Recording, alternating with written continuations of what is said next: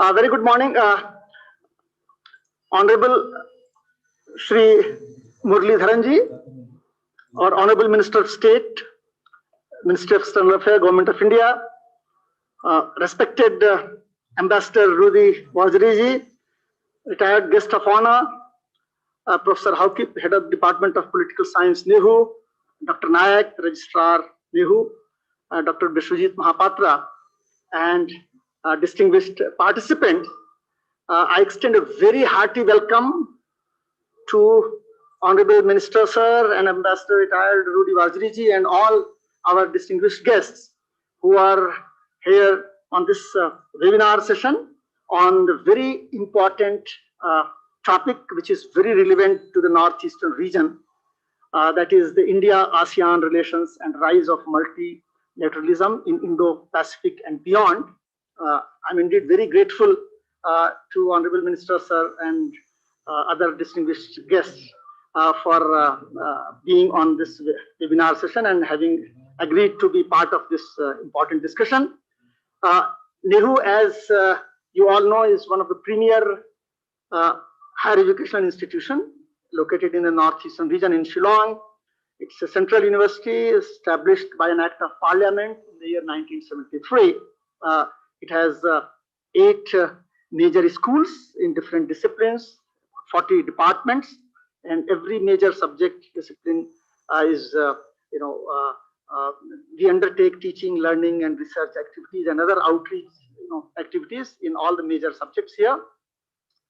NEHU, having its locational advantage, located in the northeastern region, we thought that as an academic institutions, we should also engage and be partner with the Government of India's very important policy, that is the Act East policy. And I'm very happy to inform our Honorable Minister of State for External Affairs, Shri Murli Dharanji, that long ago, about 6 years ago, when Honorable Prime Minister of India, he had announced, in the 13th ASEAN-India Summit in Kuala Lumpur during November 2015, regarding the setting up of ASEAN Study Center in NEHU. So we have taken a few important steps forward, and we started the activities keeping the desire of the Government of India. And during 2016 October, that is 8th August, which is ASEAN Day, we had a congregation of various top level diplomats, ambassadors, high commissioners in NEHU, and the then Secretary East, Madam Preeti Sharanji, was also here. So we had launched that our program in NEHU regarding ASEAN Study Center here. And thereafter, we had the visit of Her Royal Highness Mahachakri Sirindharanji in NEHU in 2018. She visited us, and then her contingent of various academicians and other diplomats and officials, they visited NEHU. And we have a very fruitful academic engagement, a very active one, with Chulalongkorn University, located in Thailand.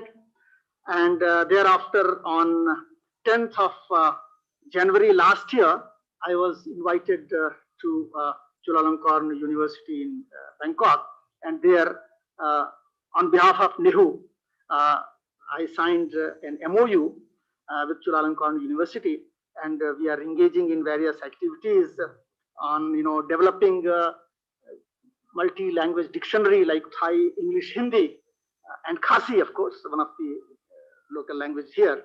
So we are doing that, and also other engagements on cultural issues. So that's how NEHU, as an academic institution, in a very humble way, trying to do its level best to engage in Act East policy activities. And I look forward to strengthening such ties with more ASEAN nations, and also having this platform of higher education institutions open to various academicians and exchange program between the researchers on on those issues which are highly relevant to the Northeastern region and also the ASEAN as a whole. I do look forward to Government of India and the Ministry of External Affairs to encourage us to help NEHU in furthering its activities on Act East policy. And honorable ministers will be very happy to learn that NEHU has had several visits of top-level diplomats, ambassadors, in the campus here, interacting with the students and delivering lectures, etc. We also have, a contingent of students, 2 students from each northeastern states visiting Japan. This is the two visits they have already made Japan, funded by the government of Japan in the program which is called an IRIS program. So under that, this visit has been very successful. That is about a week, 8 days visit to Japan. So that's what I had to share on this great day. And I do look forward to hearing our distinguished speakers, especially our honorable minister sir and our guest of honor, Ambassador Rudy Wardiri. And I would also like to apprise the participants and the honorable ministers are here that in earlier there is an MEA program on lecture series under which we had few our retired ambassadors and top level diplomats and foreign service officials visiting NEHU, arranged by MEA, and NEHU hosted the program, providing all the logistic support and stay and all that here. So that also we are engaging in. So this lecture series, I'm sure we will get a lot of encouragement, inputs, and information regarding the our ASEAN engagements, engagements with ASEAN nations. So once again, I extend a very hearty welcome to you all, and on behalf of NEHU, I also extend my warm greetings, and I look forward to hear our honorable distinguished speakers, honorable chief guest and guest of honor. Please stay safe, healthy. Thank you very much. Khublai Jai. Namaskar. Yeah. So now I request the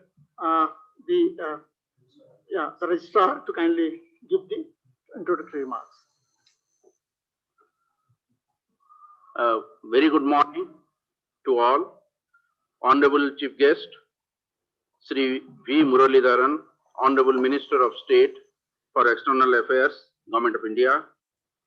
Respected Guest of Honor, Sri Rudy Wardiri, former Ambassador of India to Peru, Bolivia, Colombia, Ecuador, Costa Rica, etc. Respected Vice Chancellor, Professor S.K. Srivastava, and Chairman of this session, Dr. Vishwajit Mahapatra, Coordinator of this distinguished lecture series in NEHU, all other dignitaries, faculty members, officers, guests, participants, ladies and gentlemen. Once again, in this beautiful morning, I welcome all to this inauguration of this distinguished lecture series of NEHU. I'll be very brief, giving a brief account of ASEAN, the Association of Southeast Asian Nations, known as ASEAN, comprises of Indonesia, Singapore, Philippines, Malaysia, Brunei, Thailand, Cambodia, Laos, Myanmar, and Vietnam. India's focus on a strengthened and multifaceted relationship with ASEAN is an outcome of the significant changes in the world's political and economic scenario since the early 90s, and India's own march towards economic liberalization. India's search for economic space resulted in the Look-East policy. The Look-East policy over the years has matured into a dynamic action-oriented Act East policy. India has become a sector partner in the ASEAN in 1992, dialogue partner in 1996, summit level partner in 2002, and upgraded to strategic partner in 2012. India has set up a separate mission in ASEAN and the East Asia Summit, EAS in short, in Jakarta in April 2015, with a dedicated ambassador to strengthen engagement with ASEAN and ASEAN-centric processes. Apart from ASEAN, India has taken other policy initiatives in this region that involves some members of the ASEAN and BIMSTEC, MGC, EAS, ASEAN Regional Forum, in short ARF, and expanded ASEAN Maritime Forum, EAMF, and also looking forward for relations with Indo-Pacific nations and beyond. I'll not take much of your time, sir.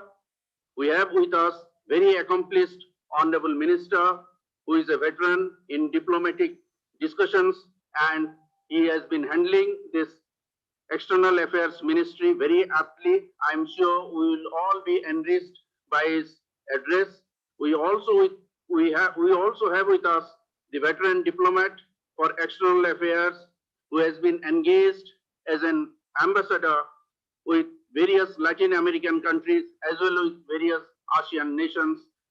So I am sure we will have a very nice time listening to all the distinguished speakers.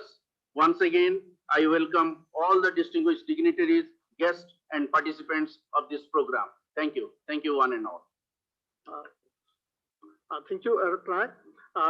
It's my proud privilege and pleasure to now invite our guest of honor, Ambassador Retired Shri Rudy Vaziri ji, kindly address this session. Yeah. Namaskar, sir, please. Good morning. Good morning. Can you hear me? Sir, please go ahead. You can hear me? Sir.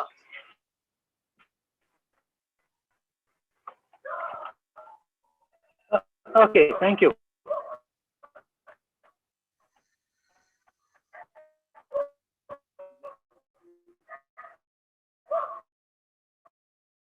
Honorable Minister, respected Vice Chancellor,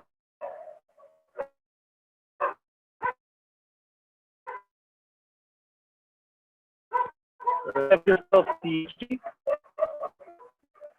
friends,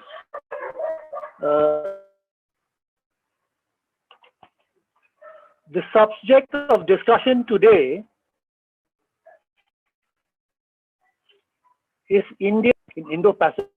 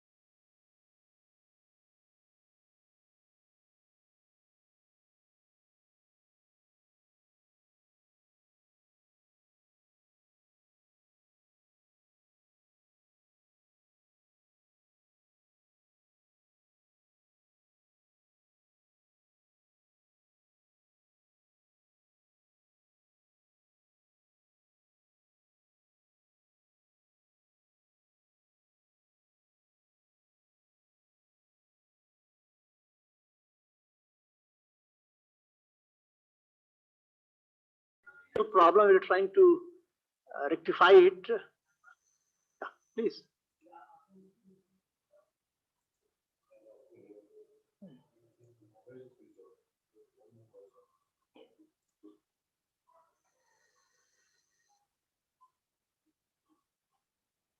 Or Ambassador Vaziri sir, like if you can make use of mobile, then we can display it here, put it on. Sir, can I request you to unmute yourself, and then in case, because you have a bandwidth issue, you may kindly switch off your video and just speak, sir. Okay, sir. This thing is getting corrected. Okay. For this, WhatsApp me, sir. No, now it's okay. I think it's okay now. Sir, yeah, it's okay, sir. Please, Okay. sir. Okay, right. Thank you. Please. Sorry for that little technical problem. Okay. Now, the subject today we have to discuss is India-ASEAN relations and rise of multilateralism in Indo-Pacific and beyond, which is a very significant as well as powerful subject to discuss, especially today. We are meeting today, in fact, in the midst of two critical and distressing situations we are facing in India today. One is, of course, the pandemic, COVID-19, and the other, of course, is the tension we have in the border with China. Now, both these situations are weighing very heavily on us. In fact, I know the government, the authorities are doing everything possible to combat and overcome the problem of pandemic. They, in fact, in some respect, I see it. My own wife is a doctor, in fact, and how overstretched it is at all levels. And at the same time, especially our defense and security, our soldiers are doing their best in the border to defend the country. So now the pandemic itself is, of course, is throwing something very unprecedented and exponential difficulties which have never faced before, impacting on our, the ability of our health infrastructure, the economy, and social disruption, which is happening globally all over the world. Now, the tension in the border is also a challenge to India's ability to withstand aggression. Now, to the neighborhood, we are talking about ASEAN here and the Indo-Pacific. To the neighborhood and the region, it is also a question to India's ability to be a net security provider to the neighborhood. And then as well as, compared to the rising China, which we're all facing, the world is facing. Now, all this impacts on our relation with ASEAN and the Indo-Pacific and beyond, as the topic says. Now, briefly, in fact, the respective register, you have elaborated quite a few things about the ASEAN. In this respect, of course, apart from our cooperation, it has grown by leaps and bounds in the last about almost 30 years now, our relationship with ASEAN since 1991, since the Look East policy then graduated to the Act East policy of the present Prime Minister, Shri Modi ji. And then, of course, to add to that is, of course, I think what is important in the context of ASEAN and Indo-Pacific security is the political security cooperation we're having. I just want to mention about the SAGAR, which is security and growth for all in the region of Indian Ocean. The other one is, in fact, even more interesting for the people, is the HADR, the Humanitarian and Disaster Relief conducted by the Indian Navy, which very few people got to know about it. So these are the two things I want to mention. Also, of course, we have had enormous cooperation in economic and trade, social, cultural. Several funds have been created relating to science, technology, projects, agriculture, regular Delhi dialogue. And then, of course, the respective Chancellor mentioned about the ASEAN Study Center, which was set up in 2015 after in fact the announcement made by our Prime Minister in Kuala Lumpur that time during the ASEAN Summit. Now, I must say a few things here. I'm happy that today this ASEAN Center, a study center in Shillong, has come under the auspices of NEHU. It's a very good thing. Because initially, the last few years, it was under the Indian Council of Social Science Research. And in fact, I must say, I was quite surprised because I was also in the committee, in fact, but really nothing much happened. But now I am glad that you are trying to revive the whole activity. And in this respect, I would like to submit to the Honorable Minister that please make this center to be the premier academic institution for the Northeast with ASEAN and the Indo-Pacific. Now, the RIS in Delhi, institution in Delhi, they have an ASEAN India Study Center. But as far as the Northeastern region is concerned, we never really get to know much about it. We never really get involved about it. So I am happy now that under the NEHU, please give all the support from Ministry of External Affairs. This is my request. And having been myself in Ministry of External Affairs, I would like to reiterate this request. Now, talking about ASEAN and Southeast Asia, we in the Northeast, I think the most important thing for us is to start with is the connectivity via Myanmar. Now, I'm happy that in the next few days, our Foreign Secretary and the Army Chief, in fact, will be visiting Myanmar. And I look forward to a lot of things happening, very significant things happening. Now, but at the same time, what is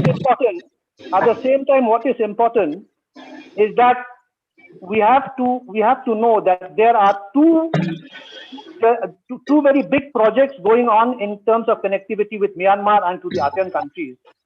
One is the trilateral highway, and the other is the Kaladan multi-modal project. These two projects are very significant in terms of India showing its ability to connect with ASEAN by road, and most important for the Northeast, in fact. So this is the thing I'd like to emphasize at this stage. Now the other thing is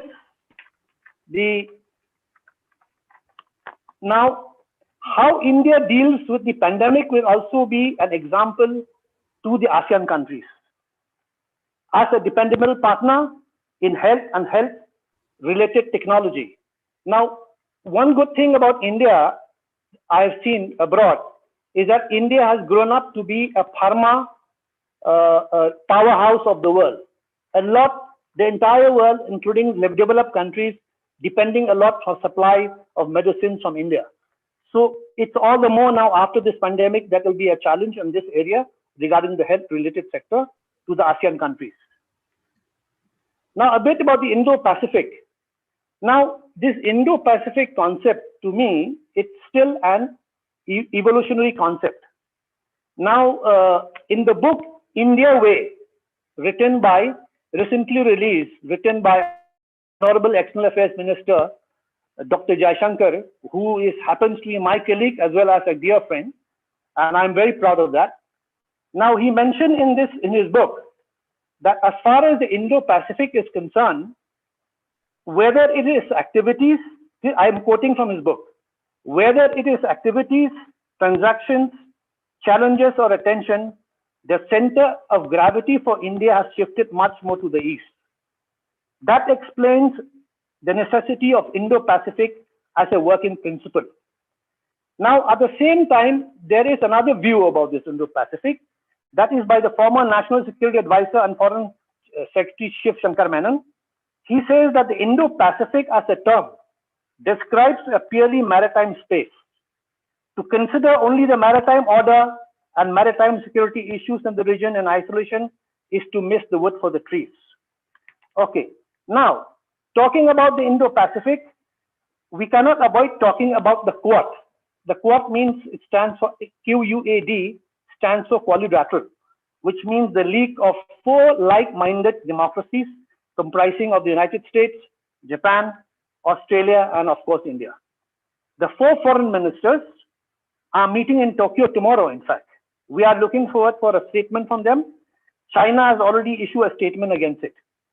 Now, the importance of this Quad, apart from being strategic, it's also economic. Economic, why? Because India, like the rest of the world, is trying to diversify the supply chains and not depending everything on China. In fact, even the US, even the India, we are trying to decouple it. Now, just to mention, other countries like France and Germany are also coming out with the Indo-Pacific policy, which signify how much this entire Indo-Pacific region is becoming strategically important. Now, coming to multilateralism, I will say something which may sound a little contrarian, in fact, in terms of situation and perception, but because the book India Way by Dr. Jaishankar emphasizes now more on multipolarity, especially for India. In that book, he says the challenge is to practice that successfully in a world of greater multipolarity and weaker multilateralism. In fact, he added, he says, India's foremost priority is a multipolar Asia that can lead to a multipolar world. Now, dwelling further on multilateralism in the Indo-Pacific and beyond, I would like to say one thing, that for India, engagement with ASEAN was also reflected in India's participation in various ASEAN-centric forums, as mentioned by respected registrar. Others also, like the East Asia Summit, which took place. And then also the need to re-energize these already existing regional cooperation like SAARC and especially BIMSTEC. Now, again, coming to, you cannot help to mention China, what it has been doing in terms of multilateralism in the Indo-Pacific. Now, China came out with Shanghai Cooperation, which is India's also a member. Then China has something called, in fact, which again, Asian Infrastructure and Investment Bank, which is based in Beijing. Then you have the Regional Comprehensive Economic Partnership, which India has opted out. But that RCEP, as they say, it comprises of all the 10 ASEAN countries, as well as Australia, New Zealand, Japan, South Korea, and China. Now, there is still a debate in India about whether we should join this RCEP, because in terms, it shows the confidence on the part of India to be part of it. Now, further about multilateralism, why it's becoming globally today is becoming more and more China driven. That one of the reasons is primarily because the US under President Donald Trump has practically abdicated his global leadership role under the American First slogan. So China is pushing or supporting its candidates for crucial UN bodies like the World Trade Organization. So the question today is, how does India position itself? Now, again, I will re-emphasize what Dr. Jaishankar says in his book, work towards a multipolar world, as he very eloquently spelled in his book. And then he mentioned also one thing, that our own pluralistic and complex history underlines that the natural state of the world is multipolarity. Now, here I would like to add something of my own view.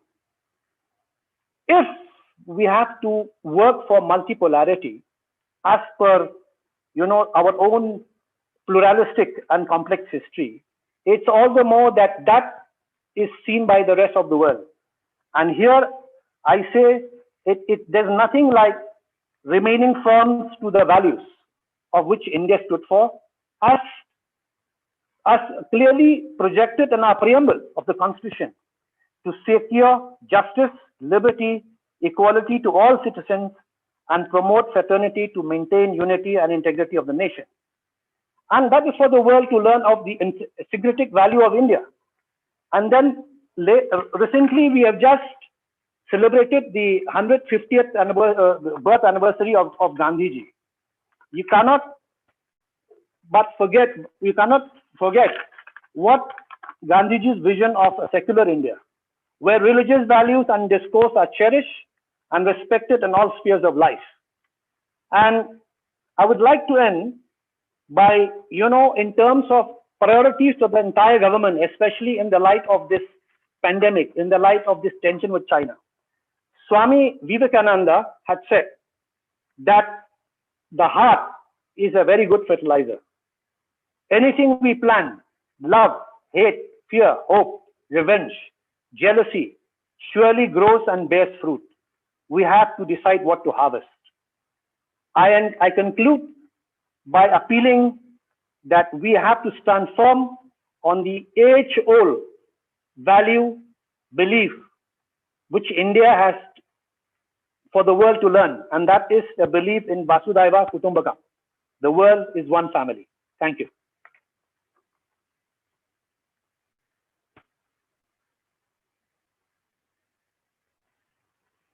India and all the participants that we will continue very actively, aggressively the activities under ASEAN Study Center, and we will conduct many more such programs.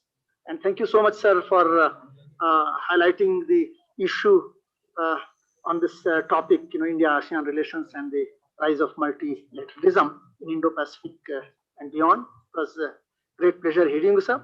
Now, it's my proud privilege and pleasure to request our honorable chief guest, Honorable Shri Muralidharan Ji, our honorable Minister of State for External Affairs, Government of India, to kindly give his address and enlighten all of us, on this very relevant issue. Honorable Minister, sir, please, sir. Professor S.K. Srivastava, Vice Chancellor of Northeastern Hill University, Ambassador Rudy Vazri, Dr. J.N. Naik, Registrar, Northeastern Hill University, distinguished speakers, delegates, young diplomats, ladies and gentlemen, namaskaram and good morning to all of you. Let me start by thanking the Northeastern Hill University for inviting me to address this webinar. I must also express my gladness at the activities that the respected Vice Chancellor mentioned related to ASEAN and the various aspects related to India's relationship with ASEAN. And the way the NEHU has been active in that field is definitely a very encouraging one. It's a very appreciative one. Ladies and gentlemen, we are passing through a very tumultuous times. The COVID-19 pandemic continues to wreak havoc across the globe. It has forced us all to reassess our health infrastructure, focus on the availability and affordability of medicines, development of reliable supply chains, and has highlighted the need for strong collaborations in medical research. Since the virus does not respect national boundaries, the response to the pandemic also needs to be collective and collaborative. Strong multilateral cooperation is critical to our collective fight against the pandemic, as also for a global economic recovery. India stands ready to strengthen the efforts aimed at the development, equitable and universal access of diagnoses, vaccines and treatments. This was very clearly mentioned by the Honorable Prime Minister a few days ago when he addressed the UN General Assembly. We need to find ways how ASEAN-India strategic partnership can lend its strength to the fight against the pandemic. The strategic partnership of India and ASEAN stands on a strong foundation of our shared geographical, historical, and civilizational ties. There has been a great flow of the people, ideas, and material goods between our two regions since time immemorial, leaving its imprints on religion, art and architecture, language and literature, cuisine, crafts and textiles, music, dance, drama, everything. The two biggest religions of the Southeast Asia spread from, or I can say they spread through Indian subcontinent. The biggest temple of the world, many would be surprised that it is not in India, but it is in Cambodia. The languages of our two religions share a lot of common words, including the word bhasha itself, which means language. The Indian epics of Ramayana and Mahabharata are as popular in Southeast Asia as they are in India. Almost every country in Southeast Asia has its own version of Ram Leela.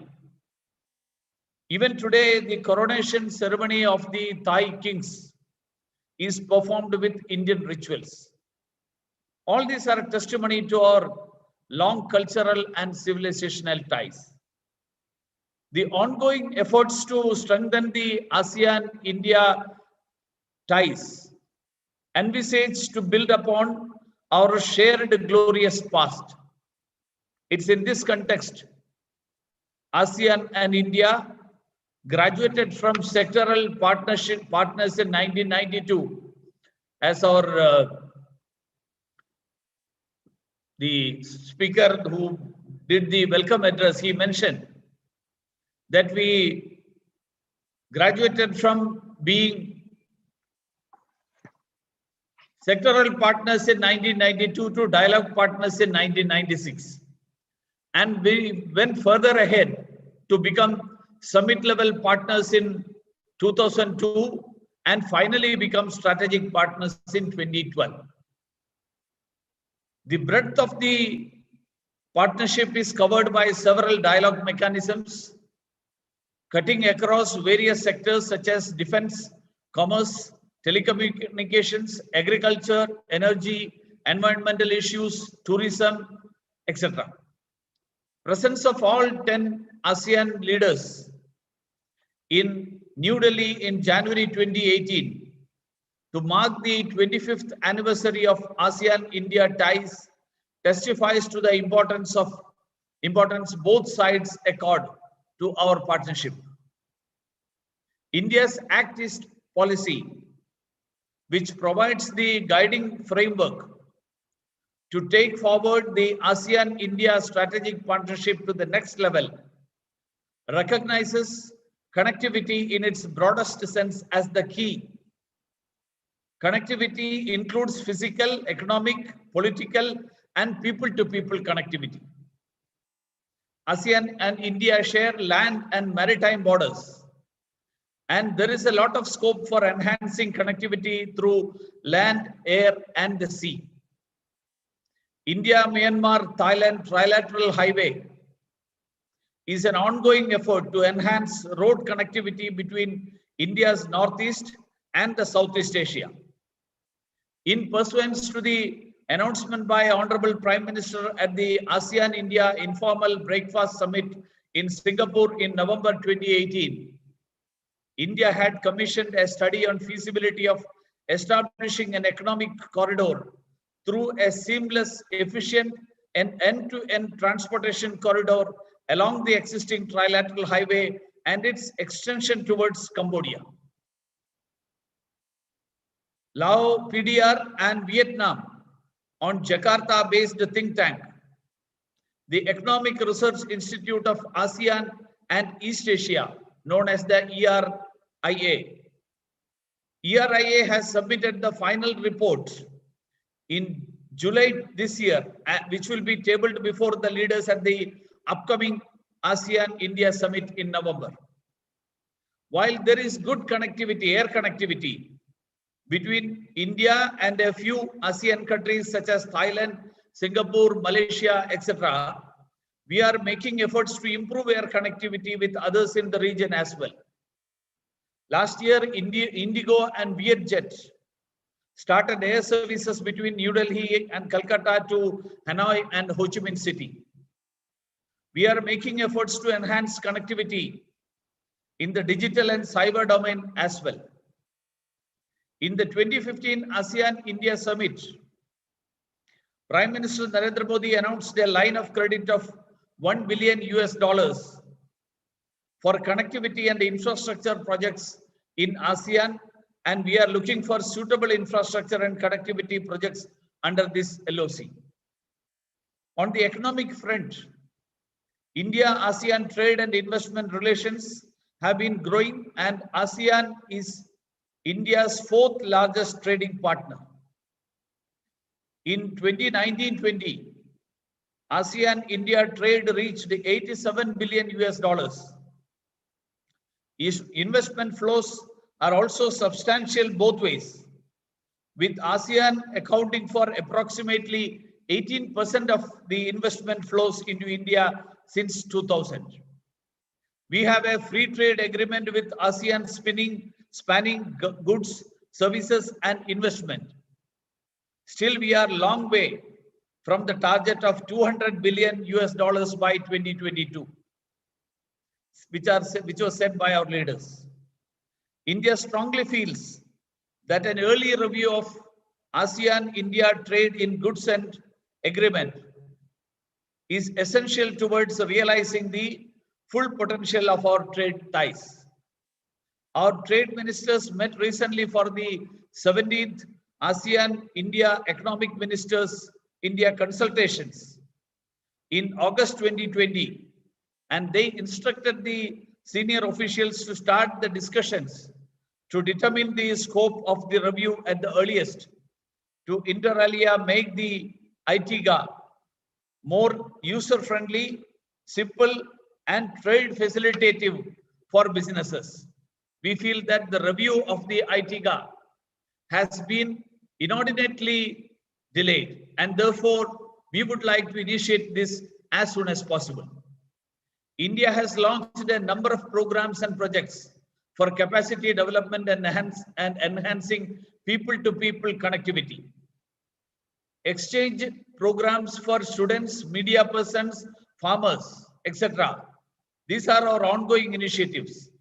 In September last year, External Affairs Minister and Minister of Human Resource Development launched 1,000 integrated PhD fellowships to ASEAN students at our prestigious IITs. The program, with a total budget outlay of approximately $45 million, is the single largest capacity development initiative of India in its partnership with ASEAN, and has become very popular in the ASEAN countries. The first batch of students was admitted in January this year. Despite the COVID-related disruptions, I am glad that we have gone ahead on the admission process for the second batch. India also provides more than 1,000 scholarships to the ASEAN students, both bilaterally and under ASEAN-India track, every year at the various universities and institutions. ASEAN countries are emerging as the major tourist destinations for Indians. Out of the 129 million foreign tourist arrivals to ASEAN in 2018, 3.45 million were from India. Celebration of the year 2019 as the ASEAN-India Year of Tourism was one of the many steps to enhance the two-way flow of tourists. Indian diaspora in the ASEAN region, which constitutes about 20% of India's total diaspora, plays a seminal role in strengthening ASEAN-India ties. Ladies and gentlemen, the future of ASEAN-India strategic partnership lies in strengthening the cooperation in the Indo-Pacific. Irrespective of the terminology we choose, the fact remains that the maritime area, starting from the Indian Ocean all the way to the Pacific Ocean, including the waters that lie between these two oceans, has always functioned as an interconnected maritime space. With the Indo-Pacific gaining the central position in the global discourse, the partnership between India and ASEAN is poised to achieve new strengths. Prime Minister Shri Narendra Modi, in his speech at the Shangri-La Dialogue in July 2018, highlighted the ASEAN centrality and unity as an important pillar of India's Indo-Pacific vision. And I quote the Prime Minister. He said, "The 10 countries of Southeast Asia connect the two great oceans in between the geographical and civilizational sense. Inclusiveness, openness, and ASEAN centrality and unity therefore lie at the heart of the new Indo-Pacific," unquote. The Prime Minister mentioned in his speech. India wants to see a strong, unified, and prosperous ASEAN playing a central role in the emerging dynamic of the Indo-Pacific as it contributes to India's prosperity and security as well. ASEAN Outlook on Indo-Pacific provides a good basis for developing cooperation activities that serve our common quest for a free, open, inclusive, and rule-based Indo-Pacific region that is firmly rooted in international law. And that's why India was one of the first countries to welcome AOIP. India sees a great deal of convergence between ASEAN Outlook on Indo-Pacific, that is AOIP, and India's own Indo-Pacific Oceans Initiative, which Prime Minister Shri Narendra Modi ji announced at the 14th East Asia Summit in Bangkok in November last year to give practical shape to India's Indo-Pacific vision. The synergy between AOIP and IPOI provides us a great opportunity to advance ASEAN-India strategic partnership in the Indo-Pacific region, particularly in the areas of maritime cooperation, connectivity, and achieving sustainable development goals. The vast maritime domain of the Indo-Pacific provides great opportunities to all the countries in the region and also to those who are not in the region but have interest in it. That's the reason why so many countries coming up with their own Indo-Pacific strategies and visions and outlooks. Though these concepts have differences in approach and the activities envisaged, almost all of them talk about a free, open, and inclusive Indo-Pacific. This provides us an opportunity to work together in a synergistic manner and achieve true multilateralism in the Indo-Pacific region. Respect for sovereignty and territorial integrity of all the nations in the region, peaceful resolution of disputes, avoidance of use or threat of use of force, and adherence to international laws, rules, and regulations. India's Indo-Pacific Oceans Initiative envisages to provide a platform where partner countries can come on board and coordinate their efforts for an Indo-Pacific which is free, open, and inclusive for all. I have also noted the suggestions made by the Honorable Ambassador Wajri and the suggestions regarding the efforts that the Ministry of External Affairs and the RIS need to take. I would like to assure you and through this to all who are hearing me, that we will definitely work on it. With these thoughts, I would like to conclude. I once again thank Northeastern Hill University for organizing this webinar. Namaskar. बहुत आपको धन्यवाद और ये आपको जान के हर्ष होगा और हमारे सभी जो पार्टिसिपेंट्स हैं और हम यहाँ रिटायर्ड एम्बेसडर सर को कि 10 जनवरी 2019 जो कि अंतर्राष्ट्रीय हिंदी दिवस है, उस दिन मैं कुलपति के रूप में जब वहाँ पे चुलालंकार विश्वविद्यालय में था तो विश्व हिंदी दिवस के अवसर पे हमने प्रधानमंत्री हमारे यशस्वी माननीय प्रधानमंत्री श्री नरेंद्र मोदी जी का जो एड्रेस था हिंदी में उसको भी मैंने वहाँ पढ़ा था और it was a great pleasure having been there and participating in that world Hindi day celebrations in Thailand at Chulalongkorn University which was visited by our Gurudev Rabindranath Tagore ji in the year 1927. So thank you so much, sir. बहुत बहुत धन्यवाद आपको, and it was great hearing you and at least especially for me, a learning experience about knowing about I mean I am from science background, knowing about the various activities and you're highlighting the point that India wants to see a unified, prosperous ASEAN. Of course, जो ASEAN का motto है, that is one vision, one identity, one community, and of course the 4 colors, blue, red, and white, which represent stability, courage, dynamism, purity, prosperity, and all. And it's great, sir, that our great country India is also hand-holding with ASEAN nations and trying to do its level best, to bring in, to achieve the objectives of our sister nations.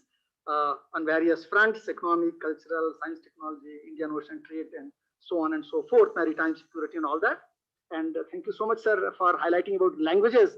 And I will once reiterate that Nehru एक multi language dictionary, digital dictionary बना रहा है, that is English, Thai, Khasi, and Hindi, in चारों को मिला के. So thank you so much, sir, for highlighting the issue. It was pleasure hearing you, sir. Really great experience for all of us. Well, now once again I thank Honorable Minister, sir, for his beautiful speech, and also encouraging Nehu. We'll carry forward, sir, your desire, your wish, in a very humble way on university platform to whatever for ASEAN we can do. Well, now I would request Dr. Biswajit Mahapatra to propose a vote of thanks. Yeah, please, Dr. Mahapatra. Quickly, Sir, please, sir. Honorable Chief Guest of the today's session, our Honorable Minister of State for External Affairs, Sri B. Murli Dharanji, our Vice Chancellor, Professor S.K. Srivastava, our Registrar, Dr. J.N. Naik, and friends and other diplomats who have joined it through the Zoom and also through the YouTube. I think, at the outset, it will not be wrong to say that when the minister was speaking on today's session, he was not only speaking to the audience located in Nehu, he was in fact speaking to the audience both outside Nehu and also outside India. So this is like, your minister's engagement through the Nehu that we have planned it today is the engagement through Nehu with the outside world. And as the Asian Center was set up, Asian Study Center was set up by the Honorable Prime Minister with great intention and hope and expectation that things will probably be taken up at such a level that Nehu and the Northeast will be at the center stage of all the activities that India pursues through its diplomacy with the Asian countries and also with the outside world, as we are now calling it Indo-Pacific. The minister's statement saying that appreciation of Nehu having come some way or the other to a little extent of promoting activities is of encouragement to us, and we promise that we probably from the center we will undertake all the initiatives that are necessary for us to make India a prominent power in the region and also, as we say, beyond. Beyond has become a fashion simply because that we would also have to not only try to pursue a cooperative regime within our own neighborhood, we should also do the same with the outside world.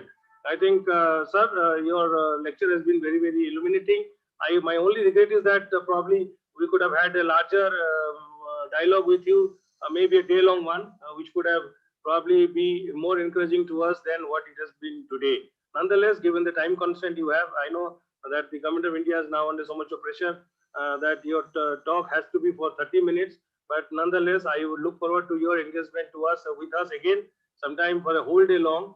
Either you are able to come back to Nehu or physically or again a webinar kind of a thing. Sir, with these few words, I heartily express my gratitude for having taken time out from your busy schedule. We know that it was a very tight schedule for you, and nonetheless, since you showed your encouragement and inspired us for going on with our own way, it's a memorable experience for me. Our guest of honor, Mr. Ambassador Udi Waziri.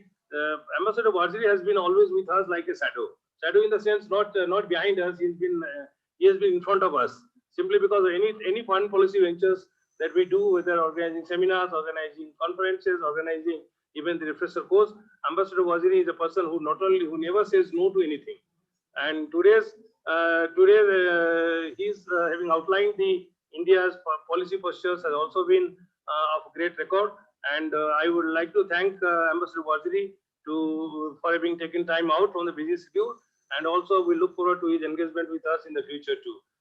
At the last but not the least, our Vice Chancellor, Professor Srivastava, has been taking keen interest in pursuing India's diplomacy with the Asian countries. He has lined up a lot of programs where some of the languages languages are going to be offered in Nehu in order to familiarize our students with the cultures of Southeast Asian countries. And he also has promised that many more activities can be taken up, including the networking with the intellectuals, with the academicians, with the university administrators, with the student groups, so as to see that the best practices which are existing in the region can be exchanged amongst the countries and across the cultures, which will lead to a unification of the cultural regime and also what we say unification of what we call it the strengthening of connectivity.